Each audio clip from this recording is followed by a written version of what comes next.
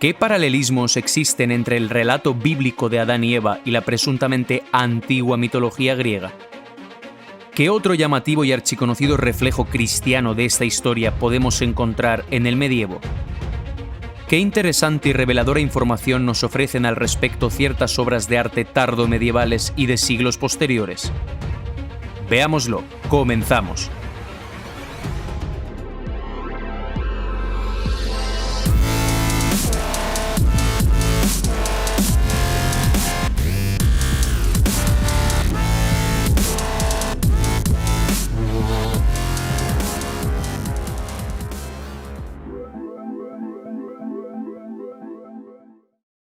Hola alumnos de Scaligeri Petavius, ¿preparados para desaprender y reaprender?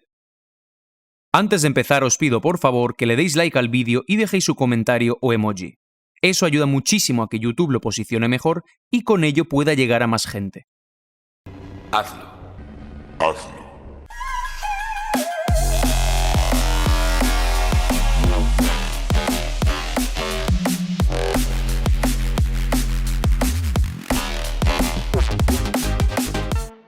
Sigamos con la historia bíblica de Adán y Eva, Paris y Helena o Venus.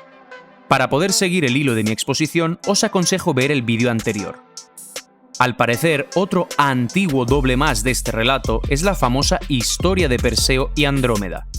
Se cree que Andrómeda, hija de un rey etíope, fue entregada a un monstruo para ser devorada. La encadenan a un árbol o roca y la dejan como un sacrificio para una especie de serpiente dragón. Sin embargo, el héroe Perseo mata a la serpiente, salva a Andrómeda y se casa con ella. Tienen numerosa descendencia. Esta trama era popular en la pintura, escultura y literatura antigua y medieval.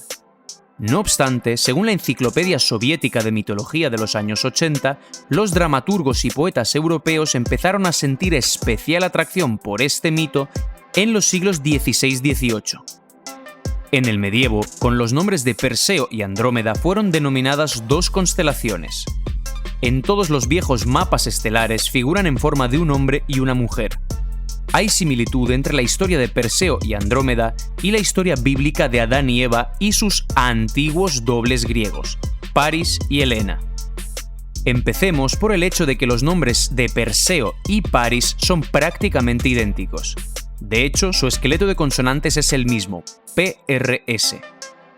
En uno de mis primeros vídeos expliqué que, antiguamente, los documentos se escribían única o prácticamente con consonantes, a menudo incluso sin espacio entre palabras. Esto se debía principalmente al elevado coste y escasez del material de escritura. Os aconsejo que lo veáis. Puesto que Paris se corresponde con Adán, véase el vídeo anterior, entonces Perseo también es un doble de Adán. He aquí un cuadro florentino del pintor Piero di Cosimo, siglos XV-XVI.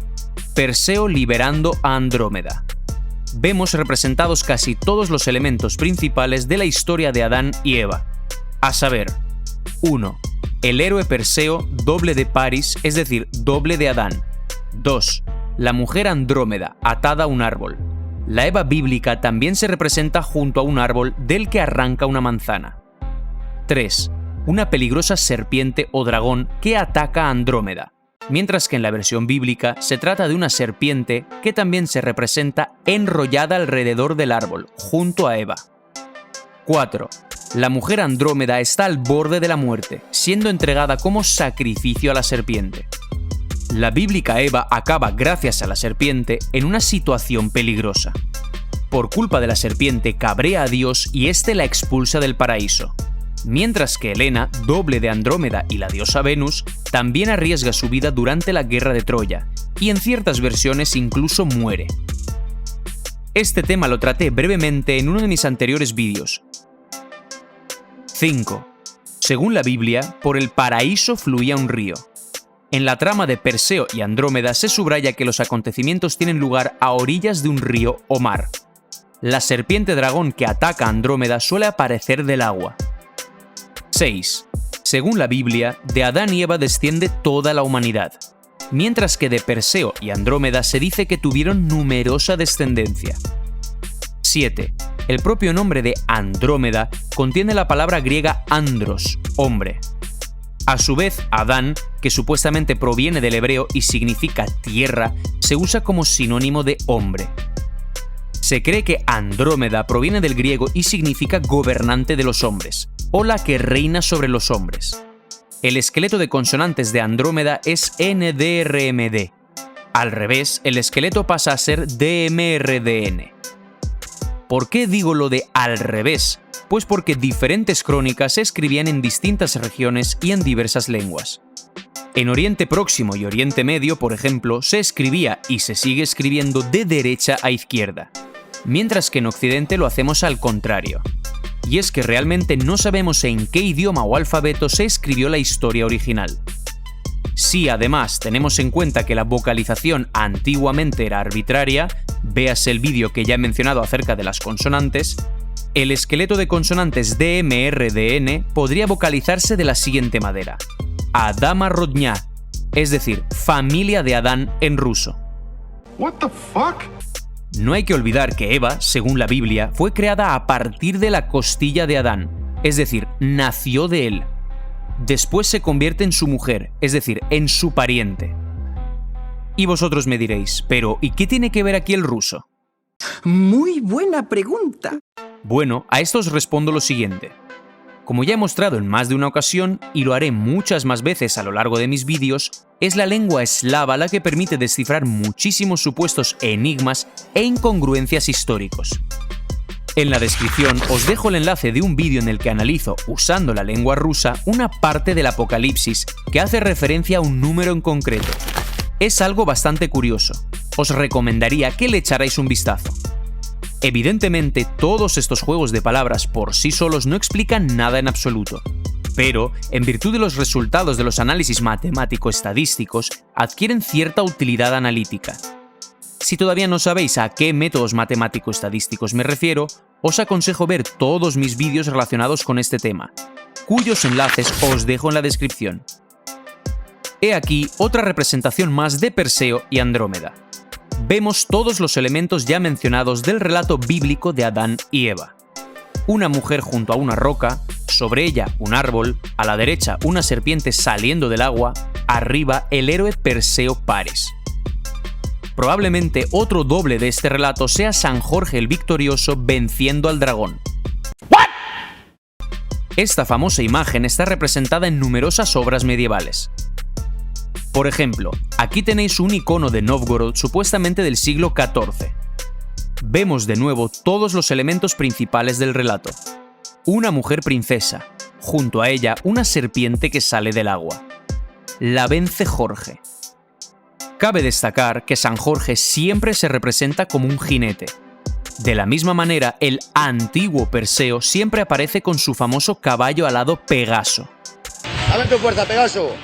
Este caballo solía ser pintado frecuentemente por los artistas medievales. Véase, por ejemplo, el cuadro de Rubens titulado Perseo y Andrómeda. El antiguo Perseo sobre su caballo, es decir, como un jinete, que mata al dragón, se representa también en esta otra imagen. Véase también esta otra representación del mismo episodio, pero ya de la vida de Jorge, en el cuadro del pintor italiano del siglo XVI, Paris Bordone, titulado San Jorge y el dragón. El medieval San Jorge, en este caso, apenas se diferencia del antiguo Perseo salvando a Andrómeda. La princesa salvada por San Jorge de la serpiente dragón también se muestra en el cuadro del pintor italiano Carpaccio, siglos XV-XVI. En el cuadro de Lucas Cranach, San Jorge y el dragón, vemos el mismo episodio antiguo. San Jorge a caballo vence al monstruo. En el plano de atrás, junto a los árboles, vemos a la salvada mujer princesa. Es decir, tenemos frente a nosotros a Perseo Paris salvando a la antigua Andrómeda, es decir, a la Eva bíblica. Fijaos en que en los cuadros de Bordone y Cranach, San Jorge no mata al dragón con una lanza, como se suele representar, sino con una espada. Es decir, justo como lo hace el antiguo Perseo, su doble. Este otro cuadro pertenece a Morazzone. Se cree que está dedicado al antiguo relato de Perseo y Andrómeda. Sin embargo, vemos aquí, de hecho, a San Jorge sobre un caballo matando al dragón. A la izquierda tenemos a la salvada princesa. Si bajo el cuadro no pusiera Perseo y Andrómeda, cualquier espectador objetivo podría llamar a este cuadro San Jorge matando al dragón. Así pues, en cuanto se comparan unas cuantas representaciones de los antiguos Perseo y Andrómeda con los cuadros medievales de San Jorge, se descubre que son muy parecidos y, en algunos casos, simplemente iguales. Queda claro que tenemos frente a nosotros una misma trama, pero multiplicada en distintas escuelas artísticas de los siglos XIV-XVII y en diferentes versiones de la historia. No se descarta que este mismo relato, el de San Jorge y la princesa, quedara también reflejado principalmente en el antiguo mito griego de Jasón y Medea. He aquí una de las representaciones del siglo XVI de este relato. De nuevo tenemos frente a nosotros a un héroe, Jasón, con una espada enfrentándose a un dragón. En el plano de atrás está la hermosa Medea. Esta escena es prácticamente idéntica a las representaciones de San Jorge o Perseo venciendo al dragón. Por cierto, el nombre de Medea podría ser una parte componente del nombre de Andromeda o Andromedea. He aquí otras dos representaciones interesantes de San Jorge el Victorioso. Por cierto, fijaos bien en la primera de estas dos imágenes. Se encuentra en la Catedral de San Demetrio de la ciudad rusa de Vladimir. ¿No os recuerda un poco a las representaciones de los dioses americanos precolombinos atribuidas al pueblo maya? Para que podáis comparar, aquí os muestro dos antiguas representaciones mexicanas.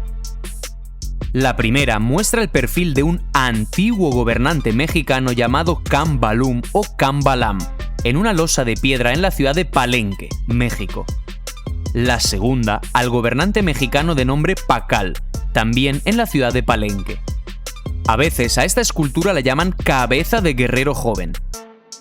Esta proximidad representativa de estilos probablemente puede indicar una relación entre las culturas de la Rus Ordá medieval y el México medieval. ¿Qué? Estás mal de la cabeza, joder. Pero te estás escuchando. Pero todavía no voy a adelantar tanto los acontecimientos. Primero hay que dosificar cosas más fáciles de asimilar. Thank you.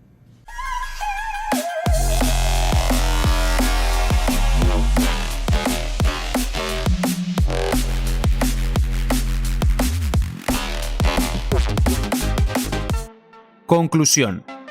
Los siguientes episodios famosos son dobles duplicados. 1. Los bíblicos Adán y Eva y la traicionera serpiente. 2. Los antiguos Paris y Helena o Venus. 3. Los antiguos Perseo y Andrómeda y la malvada serpiente dragón. 4. Los antiguos Jasón y Medea y la serpiente dragón. 5. Los medievales San Jorge y la princesa y la serpiente dragón. En el vídeo anterior, que os aconsejo que veáis, ya os dije la idea de que el antiguo relato sobre la elección de Paris pudo tener en calidad de fundamento la elección de una religión de entre varias. Al parecer, se trata también de un reflejo parcial del conocido episodio de la historia rusa, cuando el príncipe Vladimir eligió el cristianismo de entre varias religiones propuestas. Es probable que esta fue precisamente la elección de Paris, es decir, la elección de Vladimir, el que posee el mundo. Pasemos ahora a la última parte del vídeo y analicemos una curiosa cuestión. ¿Qué manzanas se entregan mutuamente los bíblicos Adán y Eva y también sus duplicados Paris y Venus? Esa es la gran pregunta. Si entendemos el episodio como nos proponen hacerlo hoy en día, entonces el papel de la manzana como un mero fruto, en este caso, no queda del todo claro. Por eso os diré la siguiente idea. No se descarta que la manzana en este relato apareciera de una mala interpretación del idioma eslavo. ¿Qué dice, hippie colgado? En ruso, manzana se dice yabloko, que proviene del ruso antiguo obli, que significa redondo. Por cierto, esta antigua palabra rusa es casi idéntica a la palabra española oblea. Las obleas, por norma general, tienen forma circular, es decir, redonda. También existe la palabra rusa oglobля, de oblokать, que significa rodear. Estas palabras tienen relación directa con los términos latinos globo, redondear, y globus, globo, esfera. O, por ejemplo, de manera más notoria, con la palabra oblea ya mencionada. Y de ahí también las palabras inglesas ball, bola, apple, manzana. Y las alemanas Ball, pelota, y Ballon, globo, etcétera, etcétera. Todos estos detalles lingüísticos los expondré en una futura serie de vídeos que se llamará Las raíces eslavas del latín antiguo. What the fuck? Sí, sé que ahora mismo algo así puede sonar chocante como poco, pero tranquilos, tened paciencia, no os dejará indiferentes, vais a flipar.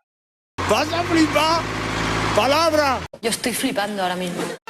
Volviendo al tema de Adán y Eva o Paris y Venus, vemos que estos personajes, como ya dije en el vídeo anterior, se entregan mutuamente algo redondo, esférico. Es posible que se trate de un globo, es decir, de un orbe, uno de los dos símbolos del poder real. El otro es el cetro. Es decir, se trata de la entrega del globo terráqueo como símbolo del poder sobre todo el mundo. Tiene todo el mundo. La famosa idea medieval de Dominium Mundi, dominio universal. En sus manos tiene el mundo entero. En muchas representaciones antiguas, los gobernantes sujetan en sus manos los ya mencionados orbe y cetro. En esta imagen, por ejemplo, se muestra una antigua representación del emperador Carlos IV de Alemania, supuestamente del siglo XIV. En su mano izquierda vemos un globo crucífero, es decir, con la cruz cristiana. Fijaos en que el orbe está dividido en tres partes por una especie de letra T. En realidad, como veremos en futuros vídeos, se trata solamente de una de las muchas formas de la cruz cristiana. Este hecho nos indica que el orbe realmente representa el globo terráqueo. Tan solo hay que comparar esa imagen del orbe con algunos mapas antiguos. Probablemente la costumbre medieval de entregar al gobernante el orbe real, que simboliza la esfera terrestre, quedará reflejada en la Biblia como la entrega de una manzana a Adán por parte de Eva. Es decir, la entrega de un globo, una esfera terrestre, un orbe, símbolo de poder y dominio universal. Si esto es así, entonces el relato bíblico, al igual que todos sus duplicados, tienen un origen bastante tardío. El episodio de una manzana globo redonda pudo surgir solamente después de que se descubriera la esfericidad de la Tierra. Esto ocurrió no antes de los siglos XIII-XIV de nuestra era, cómputos caligeriano. Si todavía no sabéis qué es eso de cómputos caligeriano, aquí tenéis el vídeo en el que introduzco brevemente el tema. Antes de eso, las personas creían que la Tierra era plana. Las personas creían que la Tierra era algo parecido a un plato u oblea. Pero los bíblicos Adán y Eva, al igual que Paris y Venus, Helena, no se entregan mutuamente formas planas, sino precisamente esféricas. Eso se ve perfectamente, por ejemplo, en el cuadro El juicio de Paris de Lucas Cranach. Veamos también el cuadro llamado Pantocrátor, creado supuestamente alrededor de 1485 por el pintor Fernando Gallego. Se muestra a Jesucristo con el orbe en su mano. Este orbe está representado como una esfera con cruz. Fijaos en que realmente aquí, al parecer, se muestra la esfera terrestre, envuelta por la atmósfera. Dentro de una envoltura de cristal vemos propiamente la Tierra, en la que, si nos fijamos más de cerca, se pueden distinguir los contornos de los continentes y los océanos azules. What the fuck? El globo terráqueo está rodeado por una atmósfera transparente, parecida al cristal. Es más, está representada de un color parecido al cielo diurno. Está claro que el cuadro fue creado en una época en la que el nivel de conocimientos científicos sobre nuestro planeta y el universo en general era ya muy alto. Se representa algo así como la vista de la Tierra desde el cosmos. What the fuck? Seguramente se trate del nivel científico de los siglos XVI-XVII o posteriores, pero de ningún modo del XV, como nos aseguran los historiadores del arte. También es posible que el pintor no hiciera referencia tanto a la atmósfera como a la esfera celeste de cristal, por la que se mueven el Sol y los planetas.